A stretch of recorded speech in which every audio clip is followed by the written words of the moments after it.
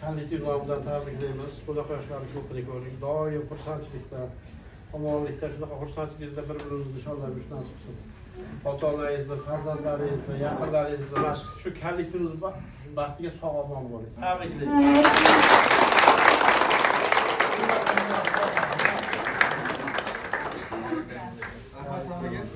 Rahmat hammaga. Salomat bo'linglar. Tabriklaymiz. Sizlarga ham rahmat.